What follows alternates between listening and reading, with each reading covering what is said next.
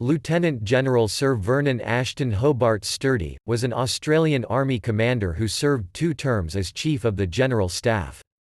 A regular officer of the Royal Australian Engineers who joined the militia in 1908, he was one of the original Anzacs during the First World War, participating in the landing at Gallipoli on 25 April 1915. In the campaign that followed, he commanded the 5th Field Company, before going on to lead the 8th Field Company and the 4th Pioneer Battalion on the Western Front. In 1918 he was seconded to General Headquarters British Expeditionary Force as a staff officer. Promotion was stagnant between the wars, and Sturdee remained at his wartime rank of lieutenant colonel until 1935. He served in a series of staff posts, and attended the Staff College at Quetta in British India and the Imperial Defence College in Britain. Like other regular officers, he had little faith in the government's Singapore strategy, and warned that the army would have to face an effective and well-equipped Japanese opponent. Ranked colonel at the outbreak of the Second World War in 1939, Sturdee was raised to lieutenant general in 1940 and became Chief of the General Staff. He proceeded to conduct a doomed defence of the islands to the north of Australia against the advancing Japanese forces.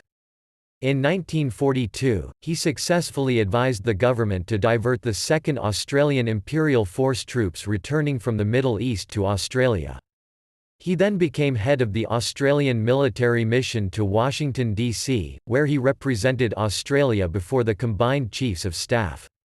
As commander of the First Army in New Guinea in 1944–45, Sturdee directed the fighting at Aitape, and on New Britain and Bougainville.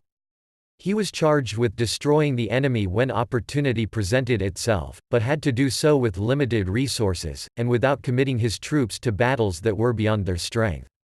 When the war ended, Sturdee took the surrender of Japanese forces in the Rabaul area. As one of the Army's most senior officers, he succeeded General Sir Thomas Blamey as Commander-in-Chief of the Australian Military Forces in December 1945.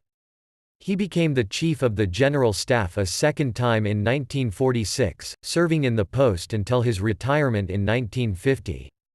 During this term, he had to demobilise the wartime army while fielding and supporting the Australian contingent of the British Commonwealth Occupation Force in Japan.